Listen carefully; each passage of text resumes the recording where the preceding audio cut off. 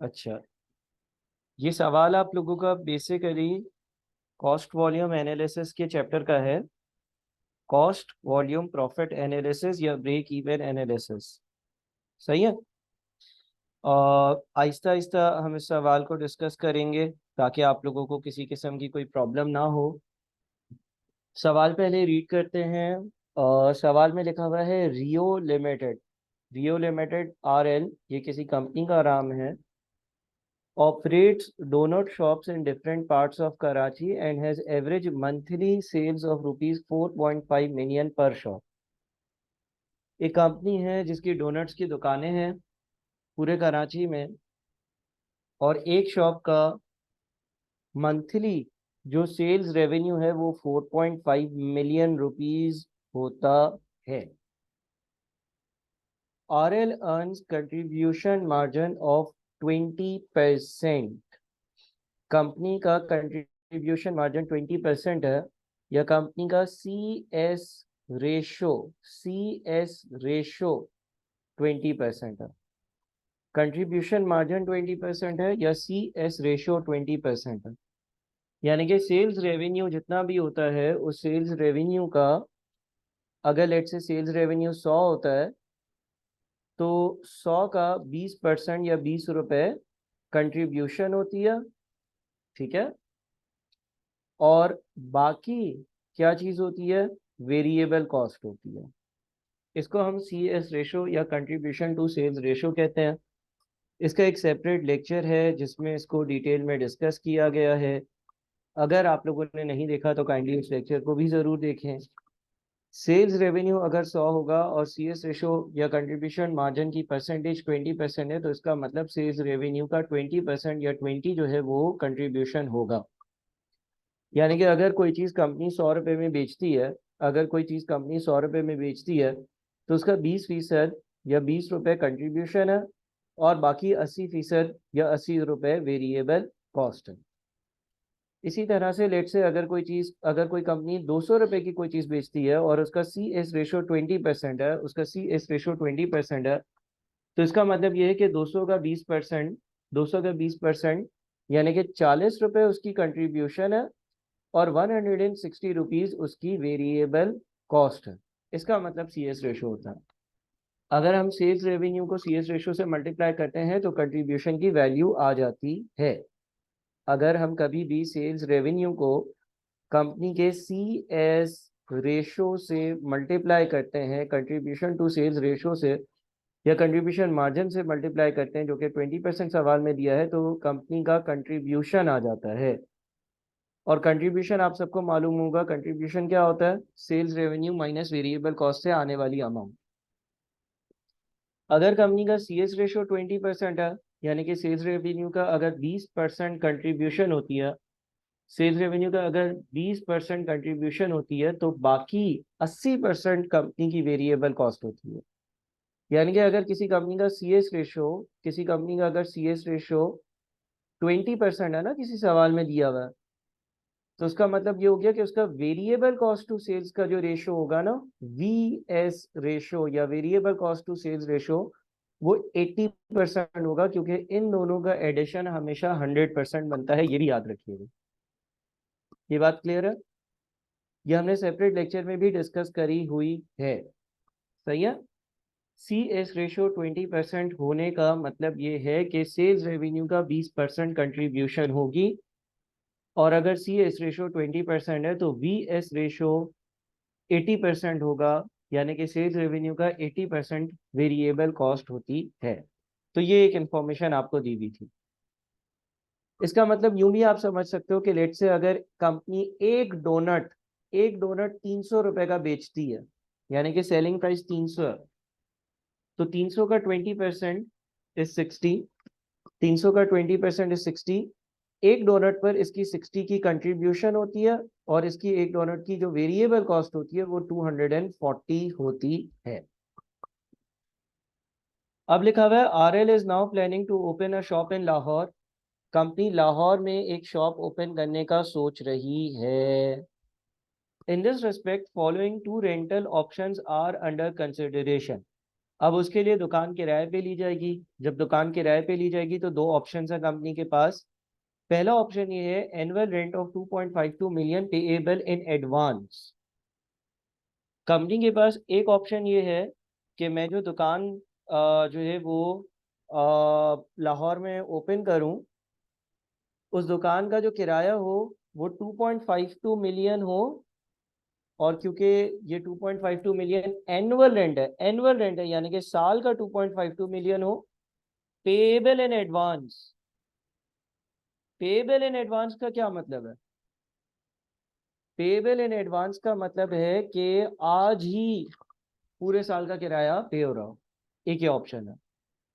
मैं दुकान किराए पे लेने गया तो किसी बंदे की एक दुकान थी, उसने बोला भाई हम 2.52 मिलियन का किराया लेंगे पूरे साल का और आप एडवांस पे किराया दे देना। सर ये तो मेरी फिक्स कॉस्ट हो गई।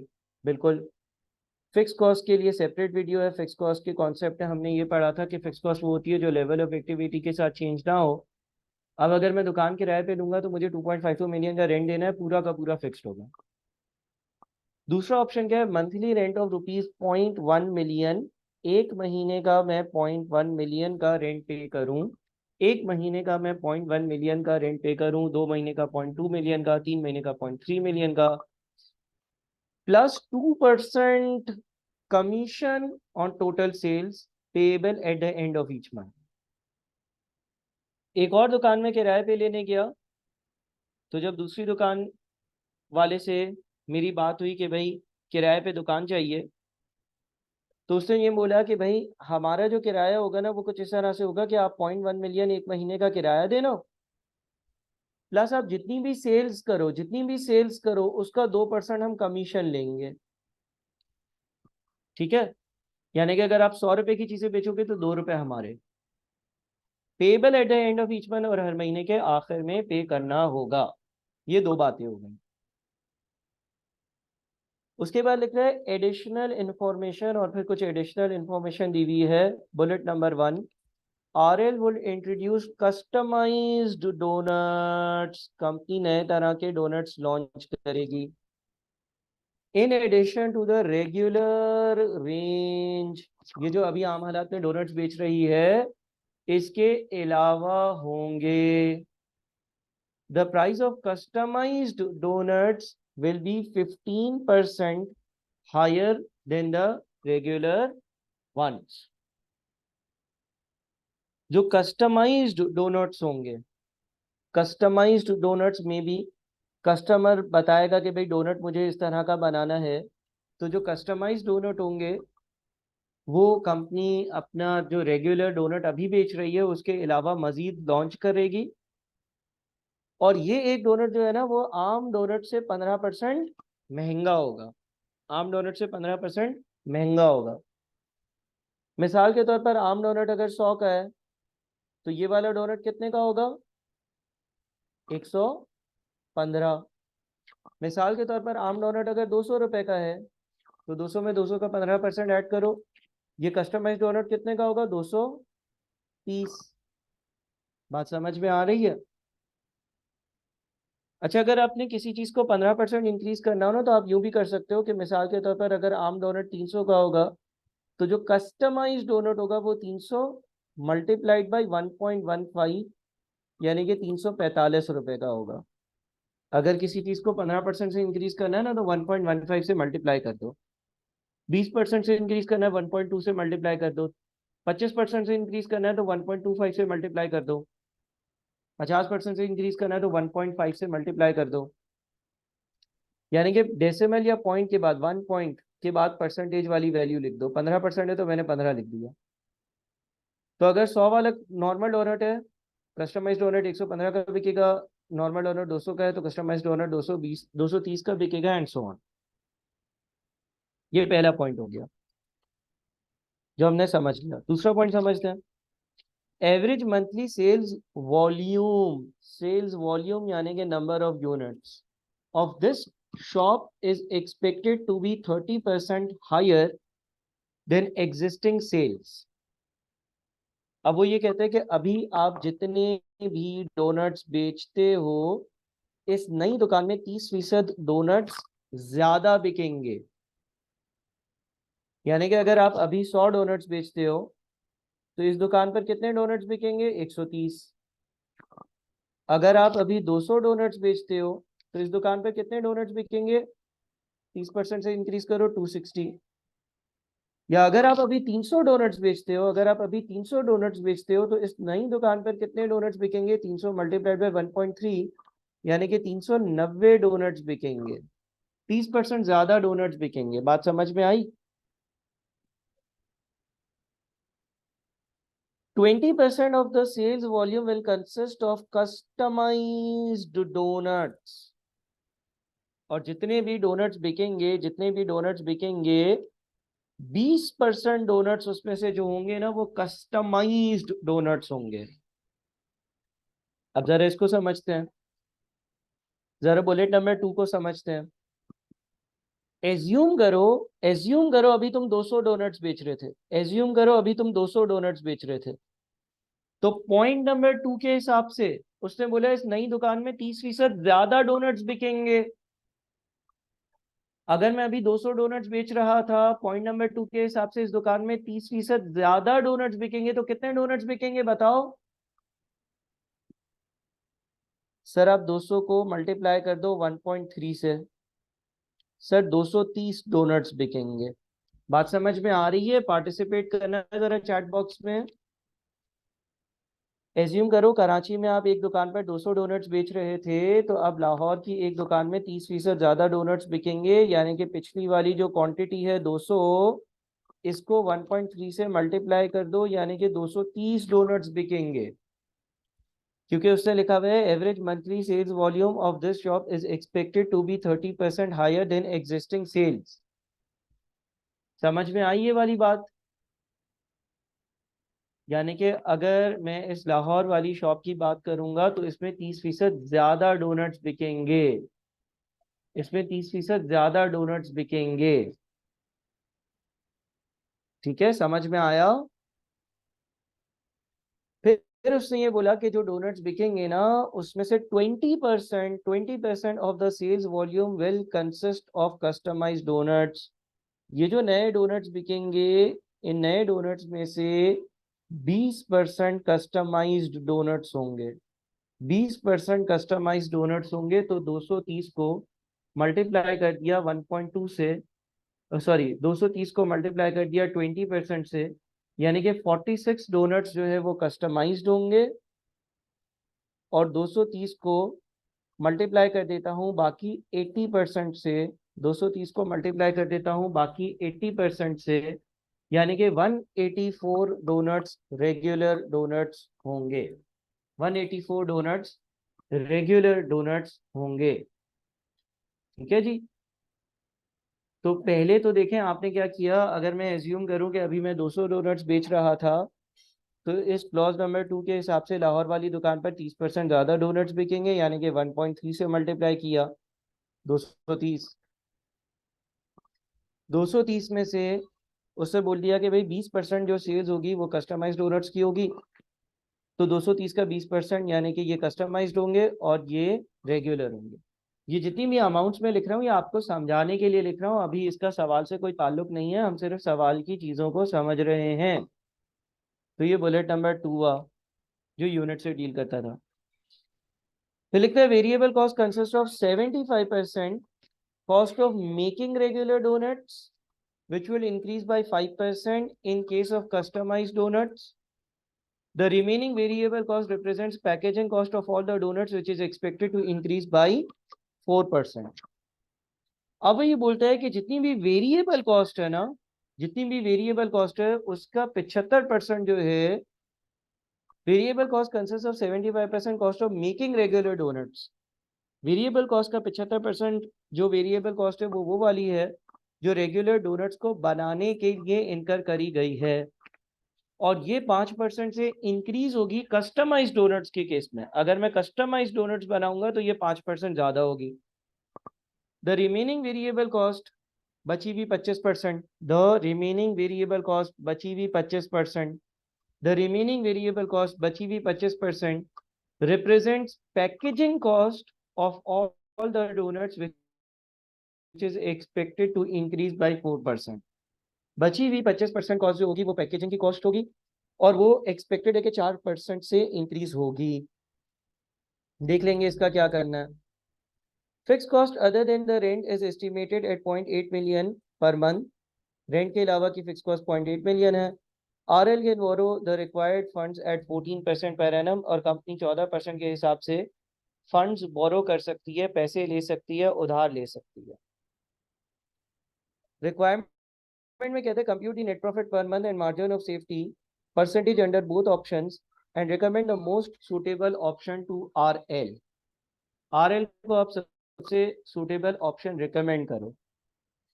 अब हम एक काम करते हैं कि हम सबसे पहले जो है ना वो ऑप्शन नंबर 1 की वर्किंग करते हैं, और उस वर्किंग से पहले जो है ना वो मैं कुछ और एग्जाम्पल यहाँ पर करना चाहूँगा। इस एग्जाम्पल को बड़े बड़े अच्छे से नोट करिएगा।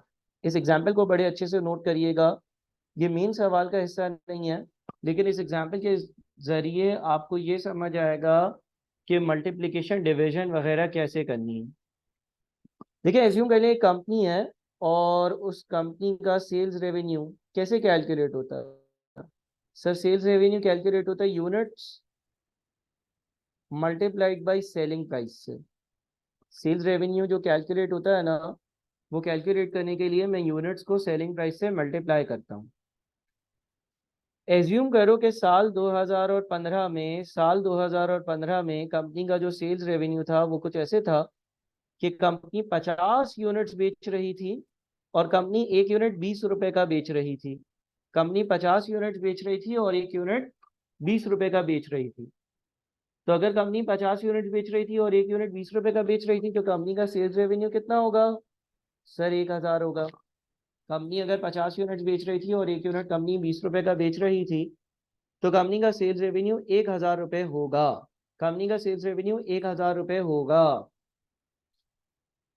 अब मैं ये कहता हूँ साल 2016 में कंपनी के जो यूनिट सोल्ड हैं, सुनना जरा गौर से, साल 2016 में कंपनी के जो यूनिट सोल्ड है ना वो 10% से बढ़ गए।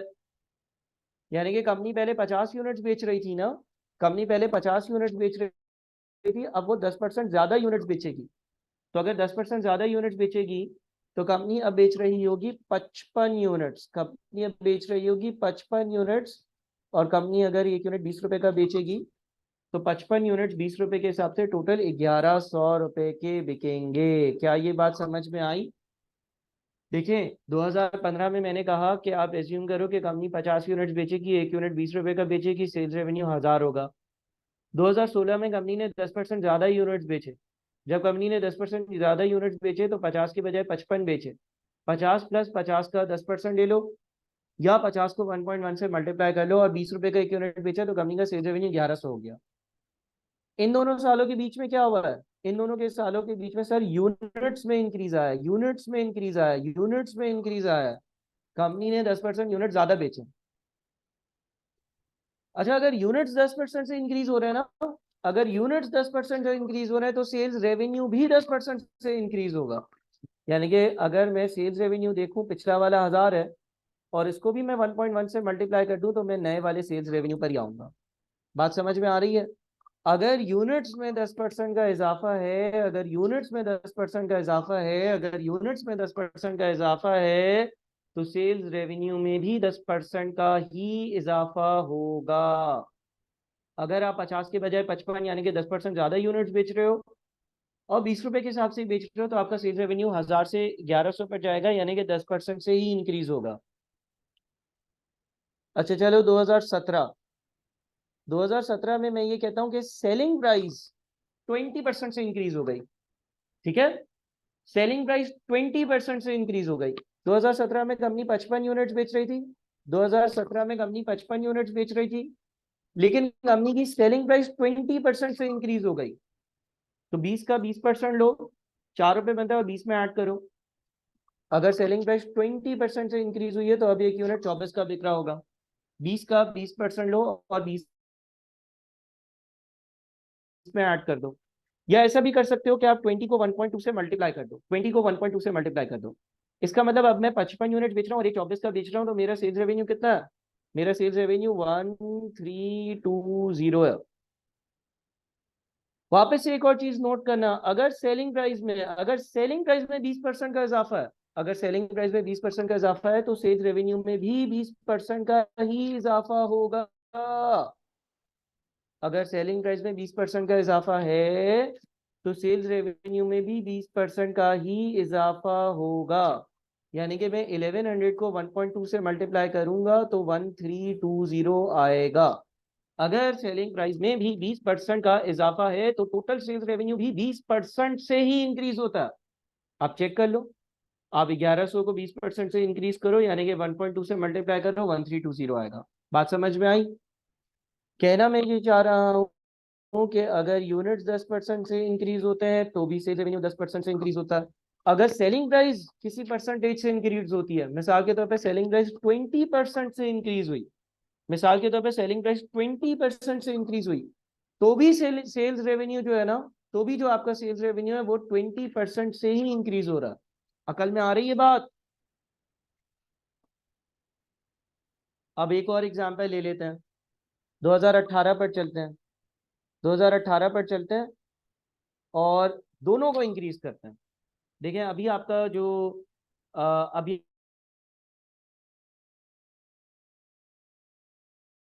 आपके यूनिट्स है वो एज्यूम कर लो यूनिट्स में 20% का इजाफा है, एज्यूम कर लो यूनिट्स में 20% का इजाफा है, तो 55 का 20% 11 बनता है, जमा 55 66। यूनिट्स में 20% का इजाफा है, यूनिट्स में 20% का इजाफा है, यूनिट्स में 20% का इजाफा है। और एज्यूम कर लो कि सेलिंग प्राइस जो है ना, सेलिंग प्राइस में जो है ना वो सेलिंग प्राइस में भी 20% का इजाफा कर ले, क्या करें 10% का इजाफा कर लेते हैं। सेलिंग प्राइस में 10% का अगर इजाफा होगा, अगर सेलिंग प्राइस 10% से इंक्रीज होगी तो सेलिंग प्राइस चली जाएगी 26.4 पर, सेलिंग प्राइस चली जाएगी 26.4 से।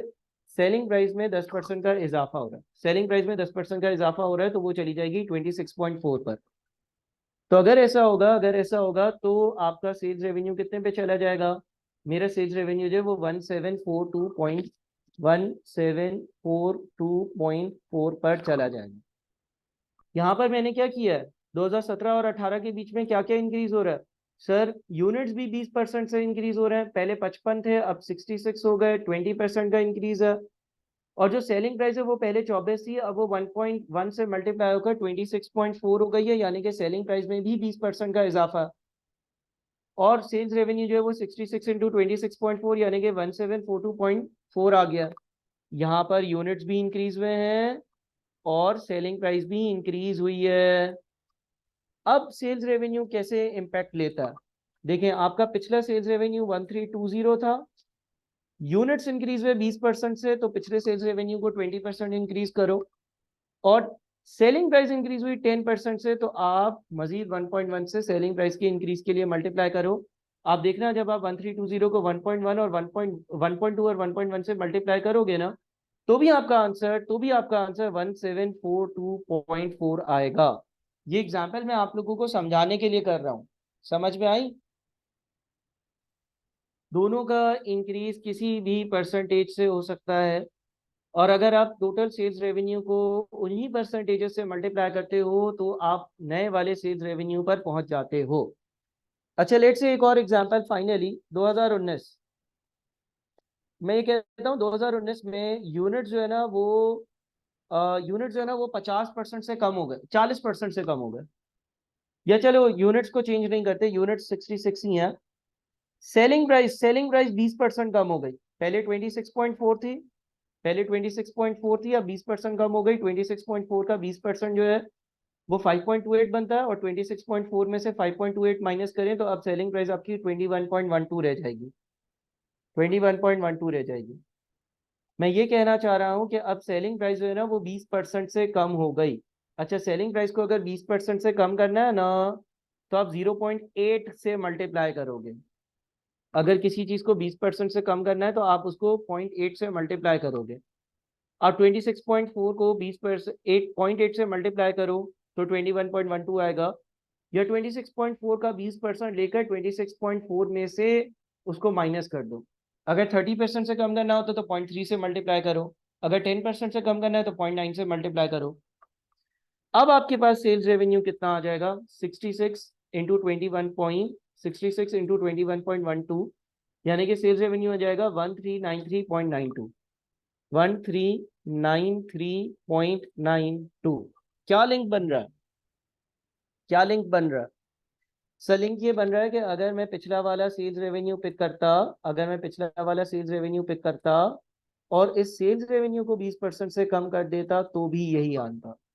अगर मैं 1742.4 को 20% से कम कर दूं तो भी 1393.92 आता है। प्यारे बच्चों, ये जो एग्जाम्पल बताइए ये आपके बहुत सारे सवालों में काम आएगी।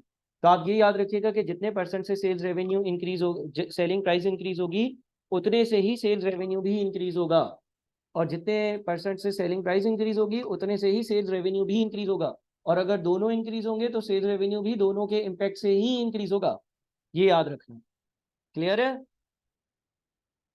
अच्छा, अब जरा हम इस सवाल में हम जो है ना वो, हमें जो है ना वो क्या दिया हुआ है, हम लेट से ऑप्शन नंबर 1 पर जाते हैं। ऑप्शन नंबर 1 में जो है ना हम देखते हैं कि हमारा जो सेल्स रेवेन्यू है ना उसकी वर्किंग कैसे होगी। हमारा जो सेल्स रेवेन्यू है ना उसकी वर्किंग कैसे होगी। देखिए सवाल में ये लिखा हुआ था, अगर ऊपर से वापस से रीड करूं, लिखा हुआ था Rio limited RL operates donut shops in different parts of Karachi and has average monthly sales of rupees 4.5 million per shop. Rio limited जो है उसकी मुख्तलिफ कराची के सारे इलाकों में दुकानें हैं और ऑन एन एवरेज जो सेल्स रेवेन्यू था वो 4.5 मिलियन एक दुकान का है। सही है? अच्छा, यहाँ पर वो सिर्फ और सिर्फ रेगुलर डोनट्स बेचता था, यहाँ पर सिर्फ और सिर्फ वो रेगुलर डोनट्स बेचता था, ऐसा है? यहाँ पे सिर्फ और सिर्फ वो रेगुलर डोनट्स बेचता था, ऐसा है? अब एडिशनल इंफॉर्मेशन के बुलेट नंबर 1 में लिखा हुआ है RL will introduce customised doughnuts in addition to the regular range. The price of customised donuts will be 15% higher than the regular ones. और बुलेट नंबर 2 में है average monthly sales volume of this shop is expected to be, the sales volume will consist of customized donuts। जरा गौर से सुनना, गौर से, बहुत गौर से सुनना। देखो जब ये नई दुकान खुलेगी ना तो इसमें दो तरह के डोनट्स होंगे। एक तो रेगुलर डोनट होगा और दूसरा क्या होगा, कस्टमाइज्ड डोनट होगा। एक रेगुलर डोनट होगा और दूसरा कस्टमाइज्ड डोनट होगा। दो तरह के डोनट्स होंगे। सबसे पहले हम रेगुलर डोनट्स की बात करते हैं। सबसे पहले हम रेगुलर डोनट से कितना सेल्स रेवेन्यू आएगा उसकी बात करते हैं। पहले सेल्स रेवेन्यू कितना होता था, 4.5 मिलियन। तो 4500,000 हो गया। हम इन 1000 सारी वर्किंग कर लेते हैं। हम जो है ना वो rupees in thousand, rupees in thousand जो है ना वो सारी वर्किंग करते हैं। तो अगर हम रुपीज इन थाउजेंड सारी वर्किंग करते हैं तो 4.5 मिलियन जो है वो 4500,000 बनता है। रेगुलर डोनट जो है उसका पिछला सेल्स रेवेन्यू 4500 होता था। अब जो मैंने ऊपर एग्जांपल पढ़ाई ना उसके हिसाब से बुलेट नंबर 1, बुलेट नंबर 2 देखो क्या लिखा हुआ है। Average monthly sales volume, sales volume का मतलब क्या है? सेल्स वॉल्यूम का क्या मतलब है? सेल्स वॉल्यूम का मतलब है number of units. Sales volume का मतलब है number of units of this shop is expected to be 30% higher than existing sales. ये जो नई दुकान खोलेंगे इस पे 30% चीजें ज्यादा बिकेंगी, इस पे 30% यूनिट ज्यादा बिकेंगे, इधर से 30% का सेल्स वॉल्यूम ज्यादा बिकेगा। तो इस नई दुकान का क्या सेल्स रेवेन्यू 4.5 मिलियन ही होगा? नहीं सर, जब यूनिट्स इंक्रीज होते हैं, जब यूनिट्स इंक्रीज होते हैं तो सेल्स रेवेन्यू भी उसी परसेंटेज से इंक्रीज होता है। जब यूनिट्स इंक्रीज होते हैं, जिस तरह से हमारी एग्जाम्पल में 2015 और 16 के बीच में अगर 10% से यूनिट्स इंक्रीज हुए थे तो सेल्स रेवेन्यू भी 10% से इंक्रीज हुआ था। तो मुझे एक बात बताओ, अगर 30% ज्यादा डोनट्स बिकेंगे, अगर 30% ज्यादा डोनट्स बिकेंगे तो क्या सेल्स रेवेन्यू जो है वो नई वाली शॉप का 4500 होगा या इसको किसी चीज से मल्टीप्लाई कर कर इंक्रीज करना है? बताओ। सिर्फ और सिर्फ पहले 30% वाली बात करो, आगे कोई बात नहीं करना। Average monthly sales volume of this shop is expected to be 30% higher than existing sales. जो हमारी अभी कराची की एक शॉप की सेल्स है, लाहौर की एक शॉप की सेल्स जो है वो 30% ज्यादा होगी लाहौर में एक शॉप से जो डोनट्स बिकेंगे वो कराची की एक शॉप से बिकने से 30% ज्यादा होंगे, लिहाजा हम इसको 1.3 से मल्टीप्लाई करेंगे। 1.3 से क्यों मल्टीप्लाई किया? 1.3 से इसलिए मल्टीप्लाई किया क्योंकि इस नई शॉप में 30% ज्यादा यूनिट्स बिकेंगे, और जब 30% ज्यादा यूनिट्स बिकते हैं तो ओवरऑल सेल्स रेवेन्यू भी 30% से इंक्रीज होता है।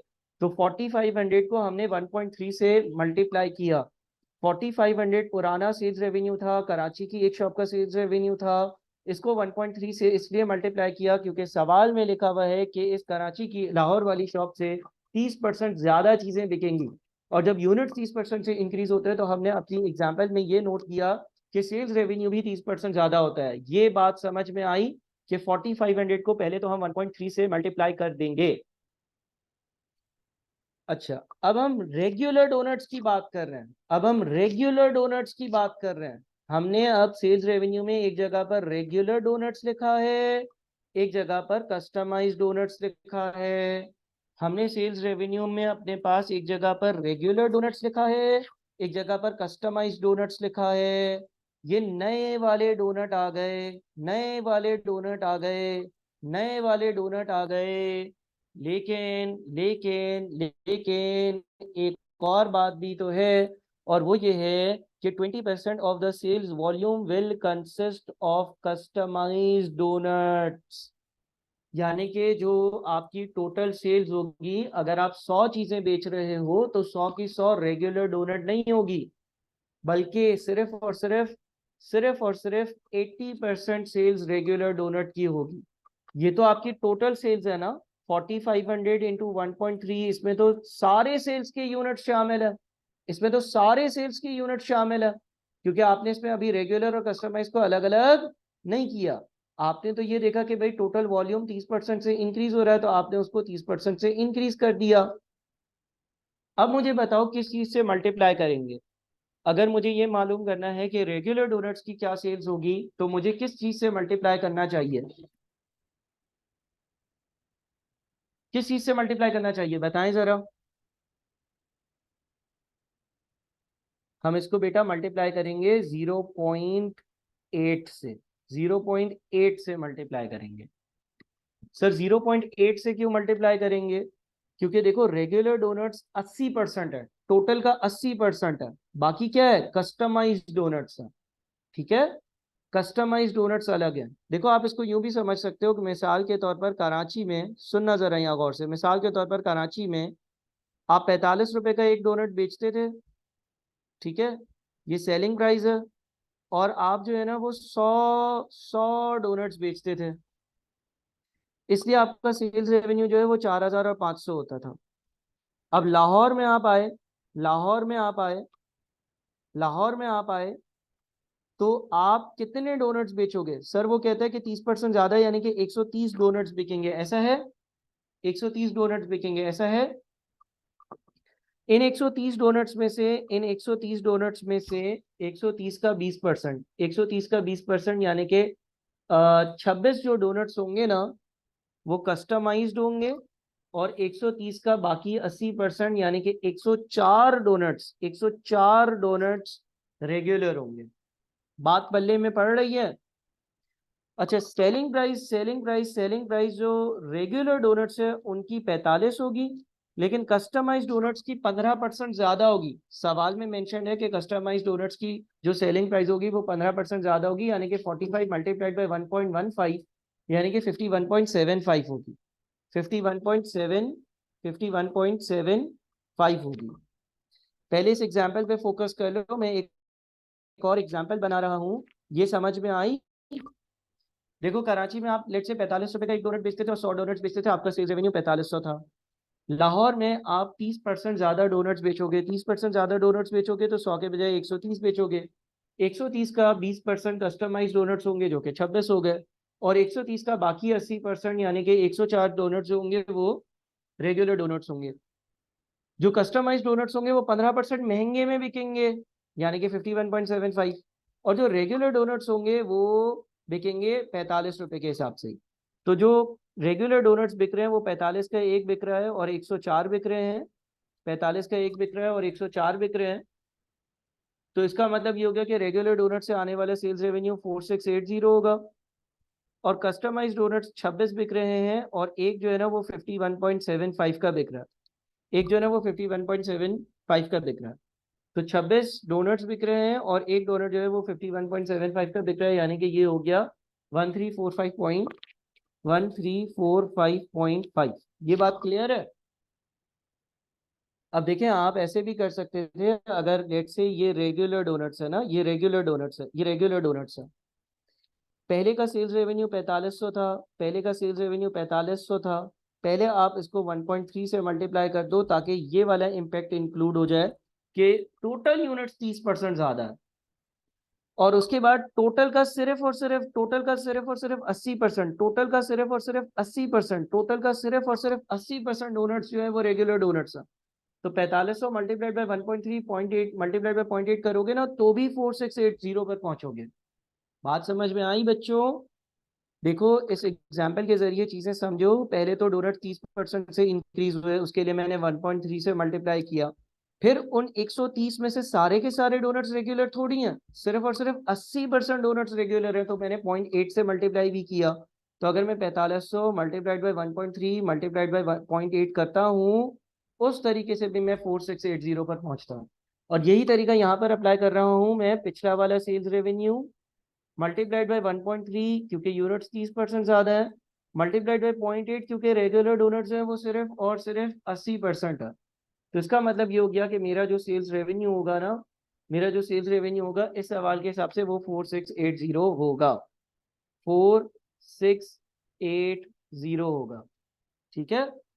अच्छा, अब हम आ जाते हैं अपने जो दूसरे डोनट्स थे जो कि हमारे कस्टमाइज डोनट्स हैं, कस्टमाइज डोनट्स हैं।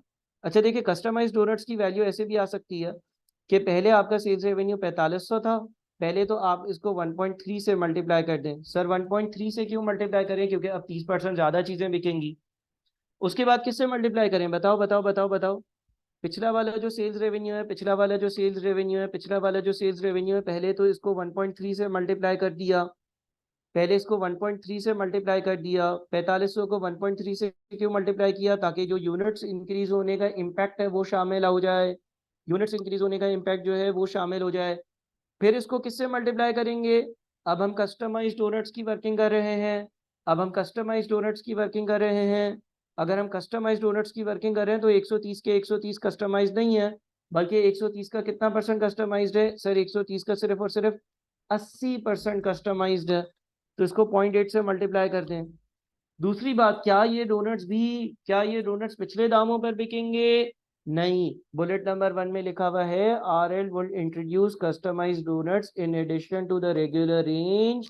The price of customized donuts will be 15% higher than the regular ones. जो कस्टमाइज डोनट्स है उनकी जो सेलिंग प्राइस होगी वो रेगुलर डोनट से 15% ज्यादा होगी। तो आप इसको 1.15 से भी मल्टीप्लाई करो सेलिंग प्राइस के इंक्रीज का इम्पैक्ट शामिल करने के लिए। तो 4500 को जब आप 1.3 इंटू 0.8 इंटू 1.15 करोगे तो वो भी आपको सेम आंसर देगा। एक मिनट, 4500 इंटू 1.3 इंटू 0.8, अरे क्या हो गया? ओ ओ 40, हाँ 4500, सॉरी सॉरी सॉरी, 80% नहीं 20%, 80% नहीं 20% ना। कस्टमाइज डोनट्स 20% है, कस्टमाइज डोनट्स 20% है टोटल का। तो 4500 इंटू 1.3 इंटू 0.2 इंटू 1.15, यानी कि ये आपका 1345.5 ही बन रहा है। तो आप यहाँ पे लिख दो पिछले वाले सेल्स रेवेन्यू। पहले तो सारे के सारे डोनट 30% से इंक्रीज हुआ, उसमें से सिर्फ और सिर्फ 20% कस्टमाइज डोनट्स हैं और उनकी सेलिंग प्राइस 15% ज्यादा है। तो आपके पास देखो किया क्या हमने, पिछला sales revenue multiplied by 1.3 total quantity increase करने के लिए, मल्टीप्लाइड बाय 0.2 कस्टमाइज डोनट्स की क्वांटिटी के लिए, मल्टीप्लाइड बाय 1.15 सेलिंग प्राइस के इंक्रीज के लिए। तो 4500 इंटू 1.3 इंटू 0.2 इंटू 1.15, यह आपके पास आ जाता है 1345.5, 1345.5। क्या ये बात समझ में आई? क्या ये बात समझ में आई? जल्दी जल्दी जल्दी जल्दी बताएं मुझे, क्या ये बात आप लोगों को समझ में आ गई है? तो इसका मतलब ऑप्शन नंबर 1 के हिसाब से मेरी कंपनी का जो टोटल सेल्स रेवेन्यू है वो 4680 प्लस 1345.5, यानी कि मेरी कंपनी का टोटल सेल्स रेवेन्यू 6025.5 होगा। मेरी कंपनी का टोटल सेल्स रेवेन्यू 6025.5 होगा। इसमें रेगुलर डोनट्स भी शामिल हैं और इसमें वो वाले कस्टमाइज्ड डोनट्स जो मैंने अब बेचना शुरू करे हैं वो भी शामिल हैं। अब हमें अगर कंट्रीब्यूशन पर आना है तो हमें यहाँ से माइनस करनी होगी सारी की सारी वेरिएबल कॉस्ट।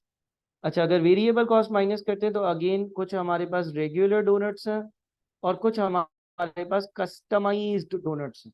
कुछ हमारे पास रेगुलर डोनट्स हैं और कुछ हमारे पास कस्टमाइज्ड डोनट्स हैं। अब बुलेट नंबर 3 देखते हैं। बोलता है वेरिएबल कॉस्ट्स, जितनी भी वेरिएबल कॉस्ट्स हैं consist of 75% cost of making regular donuts.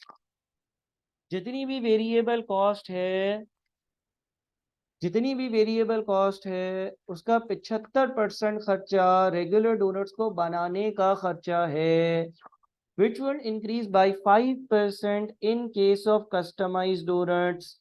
ये खर्चा कस्टमाइज डोनट्स बनाने के केस में 5% ज्यादा होगा। The remaining variable cost represents packaging cost of all the donuts, which is expected to increase by 4%। बकाया जो खर्चा है वो पैकेजिंग का खर्चा है और वो पैकेजिंग का खर्चा 4% से इंक्रीज होगा। अब देखें, इसका मतलब ये हो गया कि हम कुछ वर्किंग करते हैं। हमारे पास कितनी तरह के डोनट्स हैं सर? एक रेगुलर डोनट्स है और एक कस्टमाइज्ड डोनट्स है। और हमारे पास वेरिएबल कॉस्ट कितनी है सर? एक वेरिएबल कॉस्ट है जो कि मेकिंग की है, चीजें बनाने की है।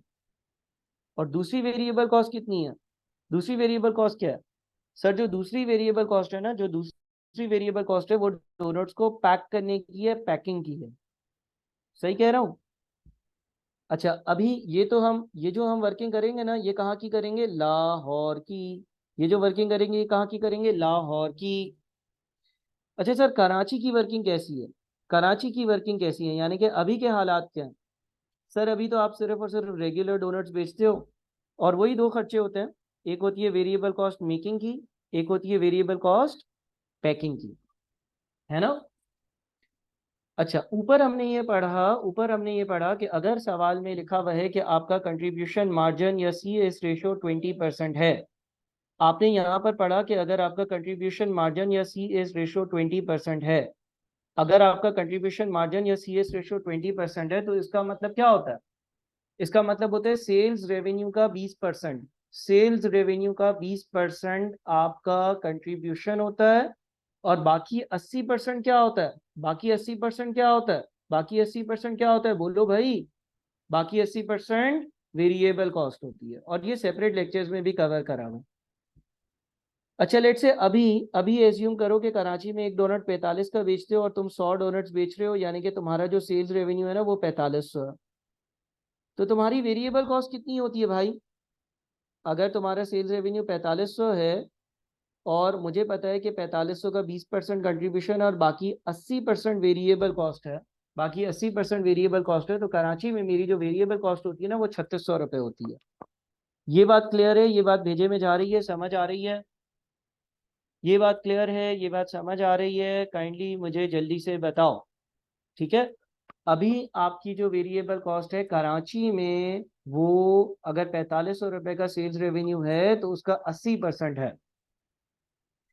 अच्छा, अब ये भी याद रखना कि देखो जो टोटल वेरिएबल कॉस्ट होती है ना वो बनती कैसे है? Variable cost per unit multiplied by units, ऐसे बनती है।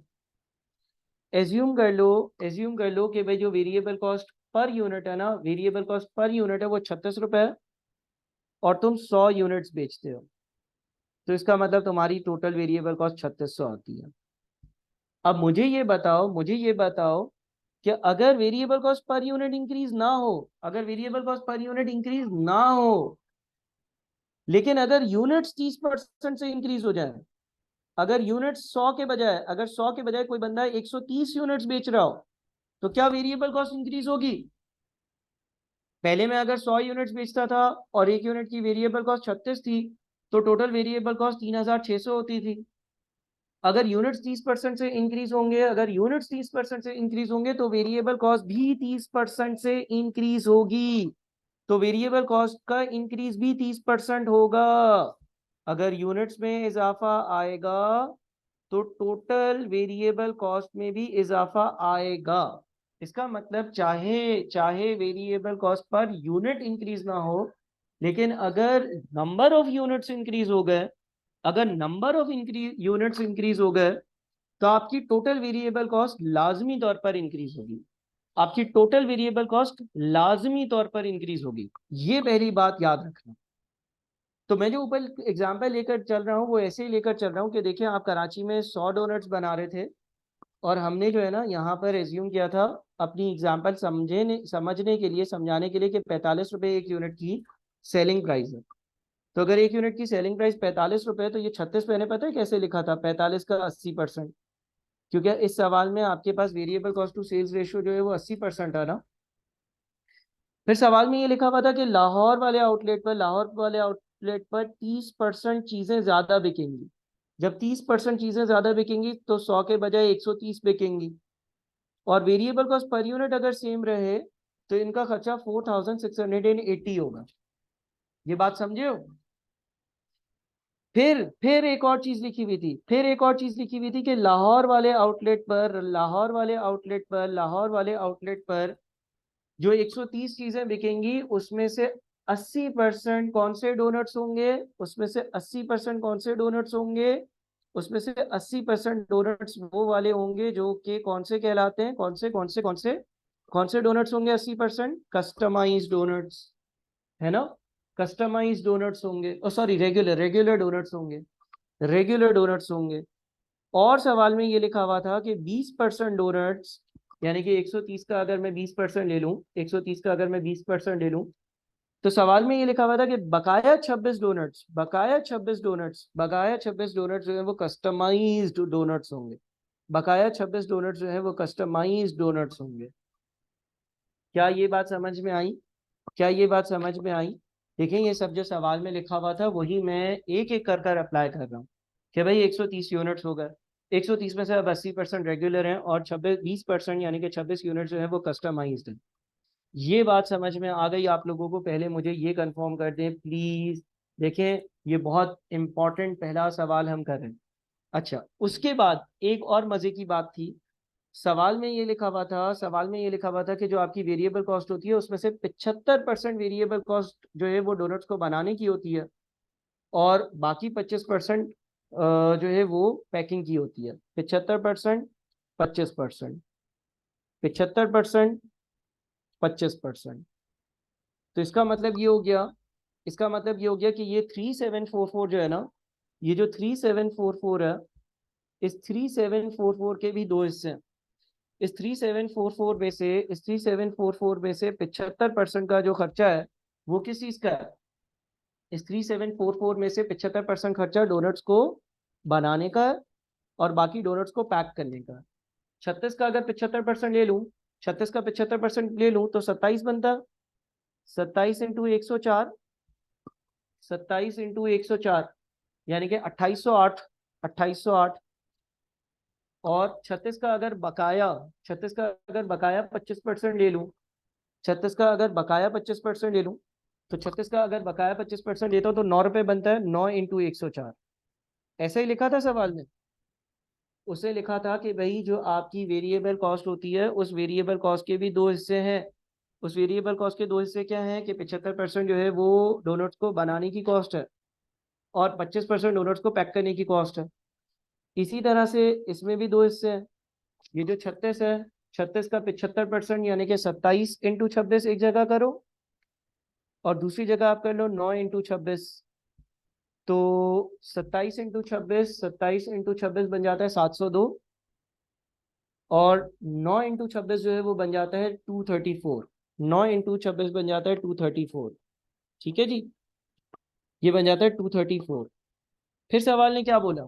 यहां तक अगर हम पहुंच गए, फिर सवाल ने एक और बात बोली, उसने बोला variable cost consist of 75% cost of making regular doughnuts which would increase by 5% in case of customised doughnuts. Doughnuts को बनाने वाला खर्चा, डोनट्स को बनाने वाला खर्चा 5% ज्यादा हो जाएगा अगर कस्टमाइज्ड डोनट्स होंगे। अगर कस्टमाइज्ड डोनट्स होंगे तो डोनट्स को बनाने वाली, मेकिंग वाली वेरिएबल कॉस्ट 5% ज्यादा होगी। तो मेकिंग वाली वेरिएबल कॉस्ट 5% ज्यादा होगी। मेकिंग वाली वेरिएबल कॉस्ट रेगुलर डोनट्स के केस में ज्यादा नहीं होगी। मेकिंग वाली जो वेरिएबल कॉस्ट है वो कस्टमाइज डोनट्स के केस में 5% ज्यादा होगी। यानी कि आप 27 को मल्टीप्लाई कर दो 1.05 से, तो 27 इंटू 1.05 इज 28.35, 28.35। और इसका मतलब ये हो गया कि 28.35 मल्टीप्लाइड बाय 26, और 28.35 मल्टीप्लाइड बाय 26 ये बन जाता है आपका टोटल 7, कितना बन जाता है 737। ठीक है। उसके बाद और क्या लिखा सवाल ने और लिखा the remaining variable cost represents packaging cost. बाकी खर्चा पैकेजिंग का है, यानी कि 25% of all the doughnuts which is expected to increase by 4%, और ये खर्चा 4% से इंक्रीज होगा। यानी कि दोनों केसेस में इंक्रीज होगा, यहाँ पर भी इंक्रीज होगा।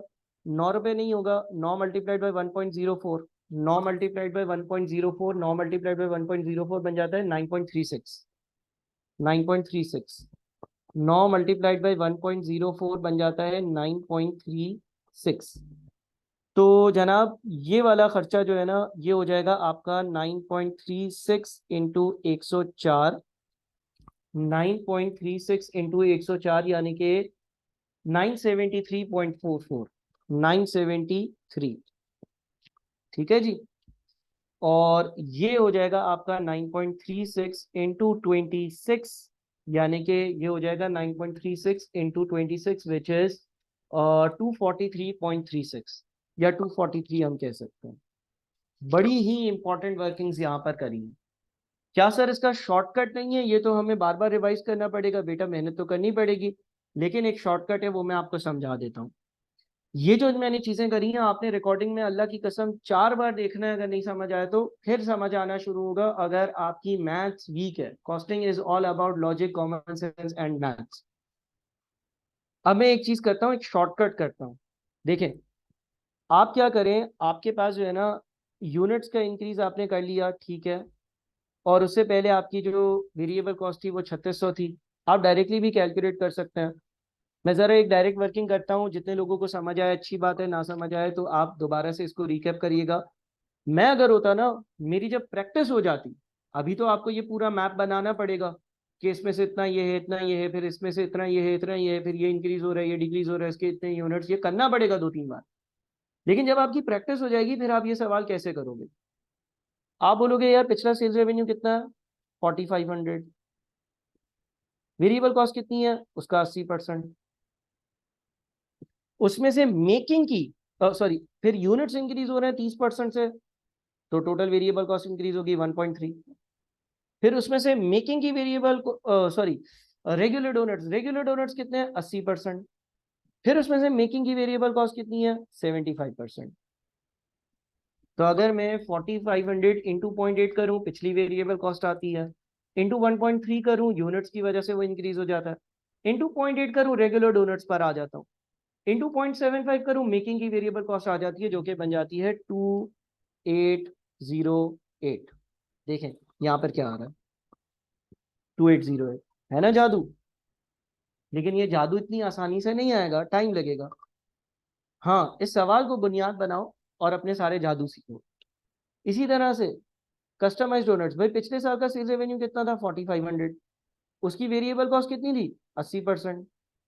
लेकिन ये तो पिछले साल के डोनट्स के हिसाब से है, बिल्कुल पिछले साल के डोनट्स की वेरिएबल कॉस्ट है। इस साल 30% डोनट ज्यादा बन रहे हैं, वेरिएबल कॉस्ट इंक्रीज होगी। उसमें से कस्टमाइज डोनट सिर्फ 20%, 0.2 से मल्टीप्लाई कर दो।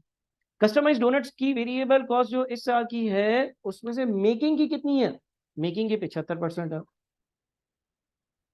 सवाल में ये लिखा हुआ है कि कस्टमाइज डोनट जो तुम इस साल बनाओगे उसकी मेकिंग की जो वेरिएबल कॉस्ट होगी वो 5%, कितनी ज्यादा होगी? 5% ज्यादा होगी। तो 1.05 से मल्टीप्लाई कर दो।